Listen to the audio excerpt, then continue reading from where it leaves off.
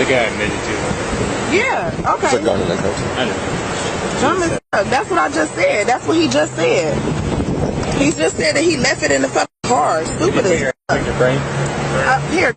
Yep, right here is where she still have not learned about her lying ways. She ain't got the story straight, nothing.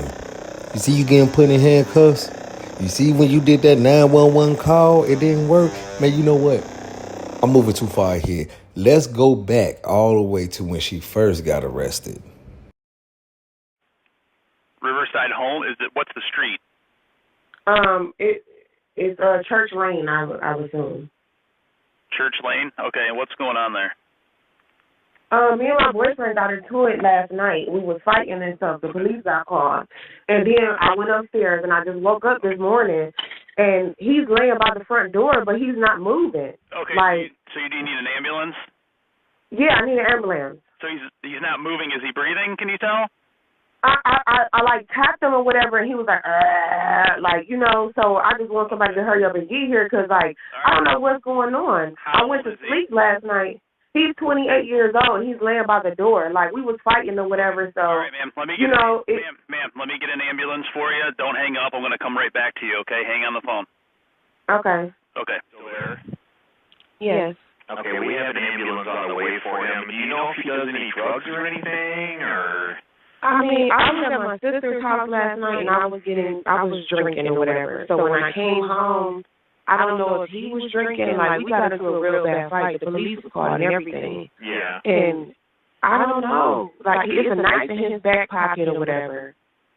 So, yeah, it was blood. I was bleeding. Like, I got a big gash in the backside of my arm or whatever. So I don't really remember what exactly happened, but I know we was fighting, and I know the police was here. But I know I went upstairs. You know, I just left the situation alone. I went upstairs. And then when it was blood by him or whatever, you know, so. Do you see any wounds, like where he could have cut himself at all or anything? I don't know. No, I don't see anything. Like, okay, he is breathing. The other side of his shirt is, no. I don't know, sir.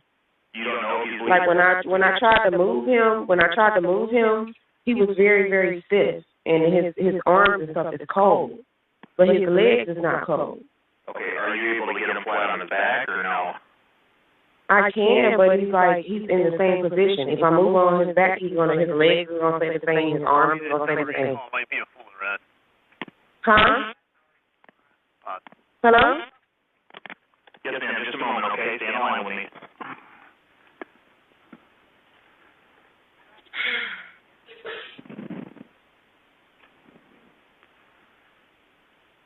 Where you said the back of his shirt he's bleeding from, or?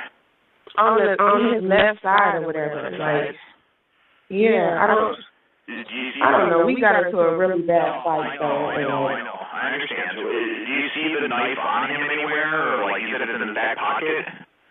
Yeah, it was a knife in his back pocket or whatever, but I moved him and tried to wake him up, so. Okay, listen, I don't want you to touch him anymore, okay? We have the ambulance on the way. They're going to be there in just a minute, okay, to get this all sorted out for you, okay?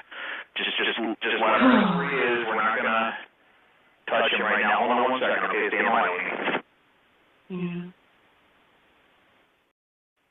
Yeah. Elyria Police, can I help you? Benita? Hello, Benita? Benita, can you hear me?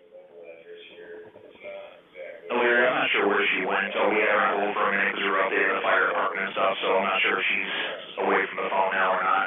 No problem. Ma'am, are you still there?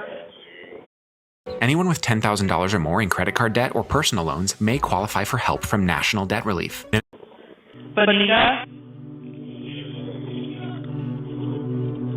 Yeah, I'm not sure. No problem. I'll try to actually call her back. Thanks. Bye-bye. So the woman who made that 911 call is Bonita Tracy Ann Wright. And as you just heard in the 911 call, she said the two were fighting the night before. She also said the police were called while the two were fighting. According to reports, they said the situation later escalated and turned deadly. And when police arrived to the scene in the 100 block of Church Street at around 8:30 a.m., they find 28-year-old Kieran J. Ficklin with multiple stab wounds. He was pronounced dead on scene. Bonita was quickly charged with a first-degree felony during her initial hearing on September 1st, and the judge issued a $250,000 bond. Investigators said that Bonita sounded a little bit nervous during that 911 call and that her story didn't add up. She's making a 911 call from this house in Elyria on Church Lane the morning of August 31st because her boyfriend, 28-year-old Kieran Ficklin, is dead. Police say he was stabbed to death. Listen closely to what she tells the dispatcher. She's panicking and not really sure what to do. I like tapped him or whatever, and he was like, you know, so I just want somebody to hurry up and get here because, like,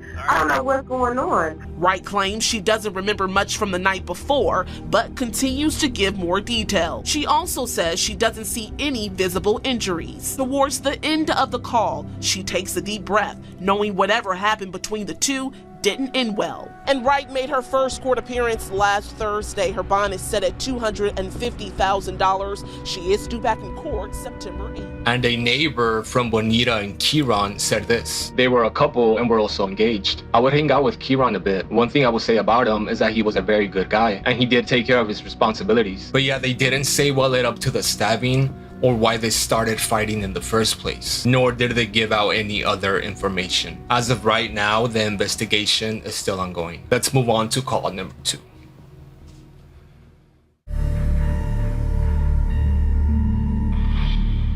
February of 2022 in Evansville, Indiana. Okay.